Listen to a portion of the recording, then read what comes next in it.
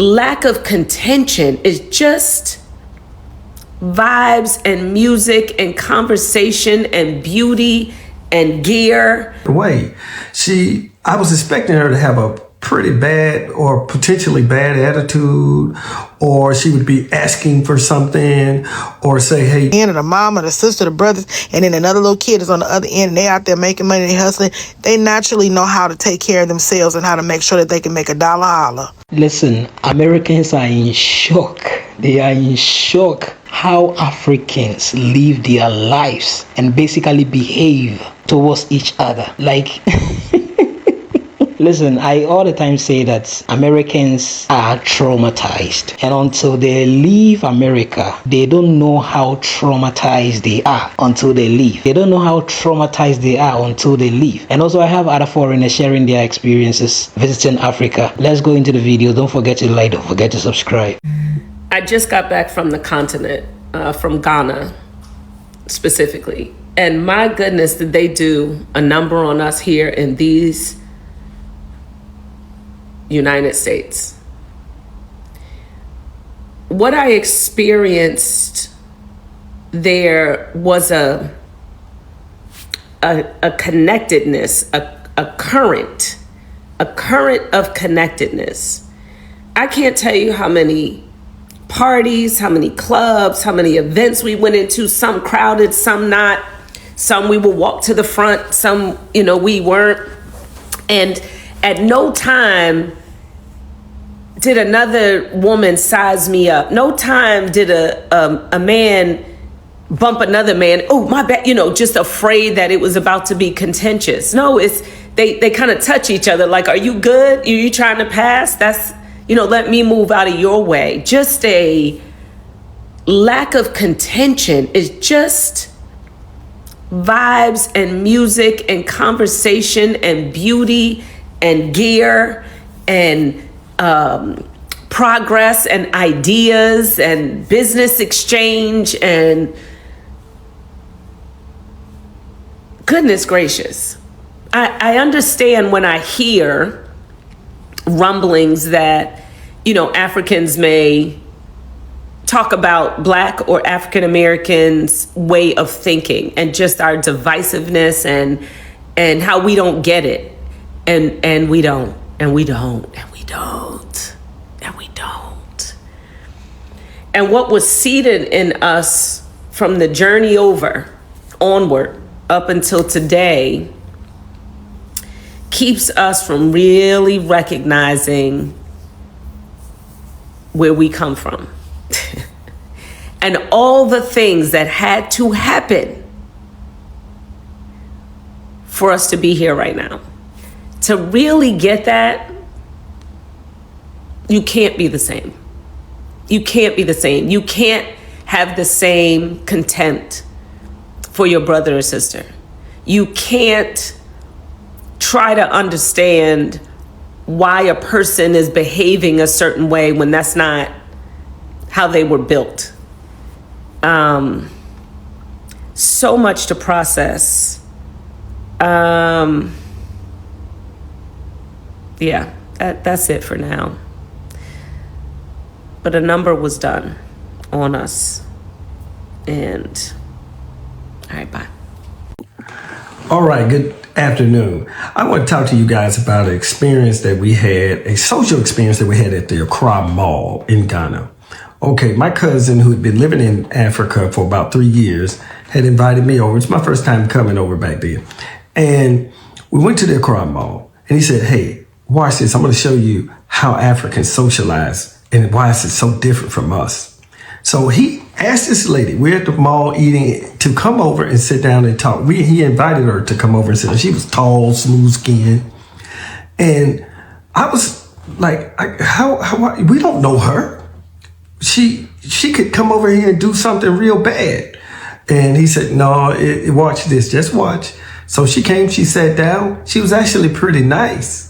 And she started educating us and teaching us things about Ghana on the school systems and things like that, which was amazing to me because we are fairly tall guys, over 6 feet tall, dark skinned, and she was not scared at all.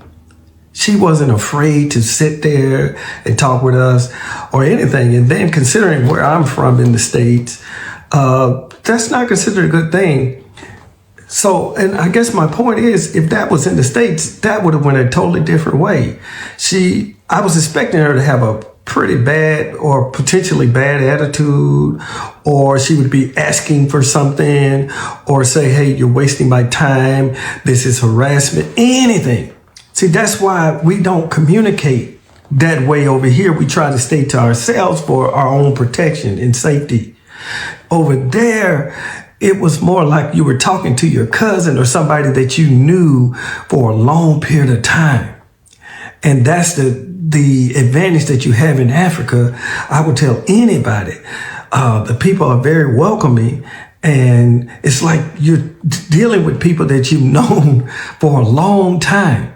Trust me, that amazed me, because here we tend to avoid people, especially people we don't know. They're just very welcoming, and the lady never was angry or had issues with us, and she never said you owed me something or anything. And that was amazing to me. I know what I'm talking about, guys. Sometimes you say, oh, please, this is nothing. But it's major to us because we don't get that type of human interaction often at all. All right, you guys have a good day. I've been watching videos of people coming back from Daddy December, and everybody has a story to tell. But one thing is for certain, and two things is for sure. Every last one of them are real and true.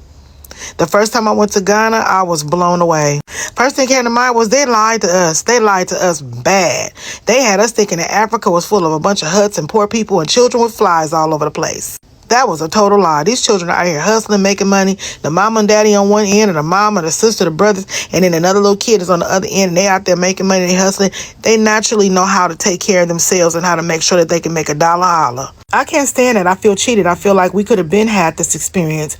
We could have been over there. Yeah, there are a lot of people who are already over there, but why don't y'all come back and make a big deal about this? We've had Facebook. We've had Instagram.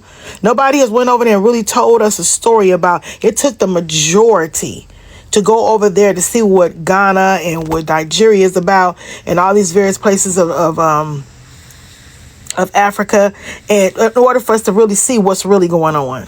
Every time I return to Ghana, I have a different experience than the first time that I've gone. I still feel like there's a whole lot to be seen and done in Ghana, but my husband and I, we benefit from your videos because we get to see, oh, we didn't go there, let's go there the next time I come, and like that. So it's always something to do, see, and just experience when you're in Ghana. Yeah, your experience is your experience. It don't have to be the same for everybody. Some people can go various places and be like, I didn't have a good time, I was bored. Yeah, that's because you're boring. But when you go over there with an open mind and you say, okay, look, I'm going to do this and I'm going to do that, and you really, really plan ahead, and you watch a lot of the videos and the do's and the don'ts and what to wear, what not to wear, and how to protect yourself from mosquitoes and things like that, and malaria and stuff that could happen if you're not careful, the type of foods that you would eat and you wouldn't eat, and what type of supplements you can take to protect yourself, what kind of binders that you could take to protect yourself. All of that is vital information. That's your home. So after spending 2 weeks in Accra now, I know why there's no thieves in Ghana, and it's because Ghanaian people are so chilled, they actually can't be bothered. They are so chilled slash just can't be bothered. I'm trying to be politically correct here, but just can't be bothered. How can I be in a restaurant and I think the dish I wanted was noodle and beef, but I wanted to change the beef for prawns, and I said to the waitress, can I please get this and just change it for prawns? She goes, everything they act like they're exhausted. Oh my gosh. She was like, we can't do it. I said, what do you mean you can't do it? We just can't do it. I said, go ask them in the kitchen, please, if they can do it. They came out and then they said they couldn't do it. Even with refunds, I think it's been 2 occasions since we've been here that we've had to ask for a refund, and both times it was problematic. They said that they couldn't do it, won't do it, don't know how to do it. They're not the ones responsible for giving refunds, that it's now left the shop and it's gone elsewhere. Oh my gosh, yeah, no, now I understand why the crime rates in Ghana are so low. It's because they can't be bothered to do much, to be honest, and can't be bothered to go the extra mile to do the crime. Do you know what I mean? And I was saying this to my friend as an observation that I made, and she was telling me about how her mum said that the theft that they have going on in Ghana is mostly from Nigerians doing it, and like the majority or a lot of people in the Ghanaian prison system are Nigerians, because Nigerians, they don't care, they'll hustle for anything. Do you know what I mean? So who you go to Ghana with is super important, because you get to see different perspectives of, like for me, if I take you to Ghana, yes, I'm going to show you the entrepreneurial way. I'm going to show you different business ventures that you can get into, but I'm also going to show you the nightlife. I'm also going to show you the festivals. I'm also going to introduce you to people that are really moving and shaking in Ghana. Mm-hmm. Now, if you go to someone that just wants to have a good time, all you're going to do is spend money and just have a good time. Mm-hmm. So it's a different perspective that you get the outlook of Ghana when you actually go there with different people. And how much is this like most countries I've been to, where there's urban areas, there's rural areas, there's kind of the business area of a city? Like, is it very similar in that sense, or is it more kind of flat and there's less maybe contrast between the most extremes of wealth and poverty within a country? Yeah, I mean, places like Ghana and Nigeria, you are going to see a significant wealth gap. Mm-hmm. I think now it's changing to somewhat of a middle class, because a lot of people from, Europe and a lot of people from America is actually moving back. Mm. So you still have that middle class, but you do see it is a large wealth gap, right? There's a large wealth gap in the United States too, right? But I think part of what people from the Western world, we're ignorant. Like if you've never gone, I've never gone to Ghana, I don't know what it's like. And so there's almost this like perception, whether it's from the media or things you read online or whatever. And so the more that you can understand, hey, it's probably more similar than different in a lot of ways. I think it helps people realize we're all human. Right. The human experience is pretty similar. So Madam Rebecca and I are making akple for dinner. Akple for dinner. And so it has gotten thick. What is in here? Salt, water. So it's water with cassava dough. Okay. So now I'll be pouring the cornflowers. Okay. Wow. So can you do this? Yes. Can you do it? Yes. Like so. I show you. Like so. Like so. Like so. Now I try. Okay.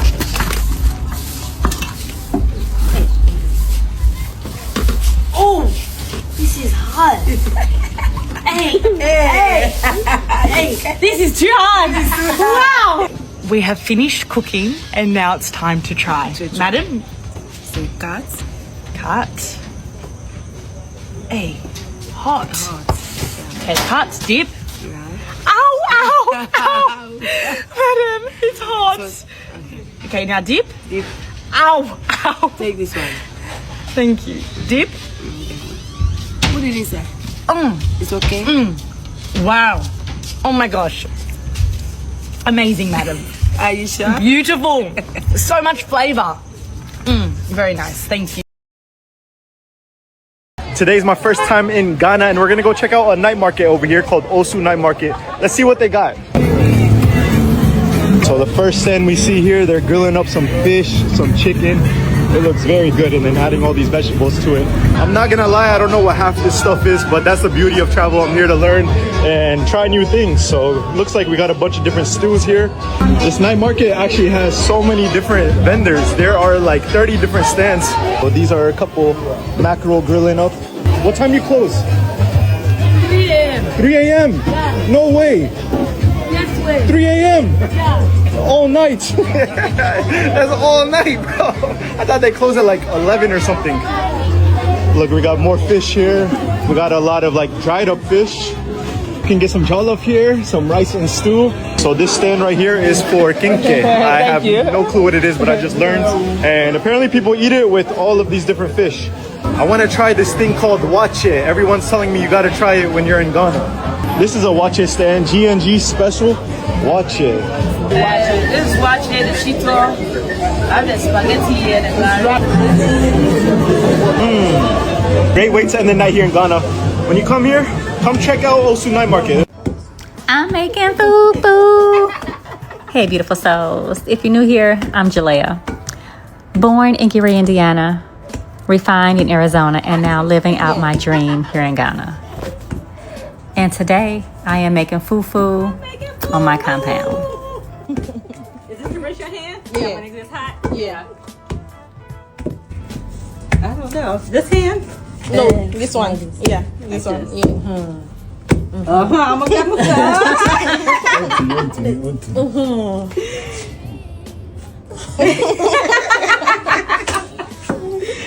That's good. Yeah, you do it. Do it again? Yeah. Georgina, you trying to get me? Listen, making fufu is a real skill. I tried it, and I'm not ready. It's an art. It takes strength, rhythm, and honestly, I need all my 10 fingers. So yes, I will be signing up for a few more fufu making lessons in the near future.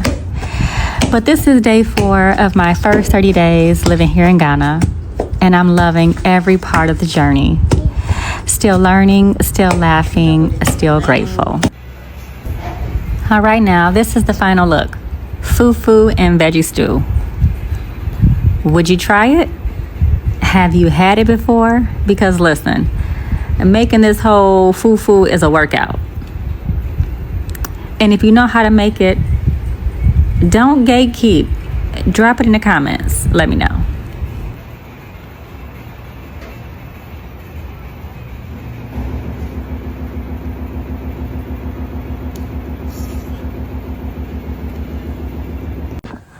Good morning, Africa. I want to talk to you guys today about a major cultural difference, which is that smartphone.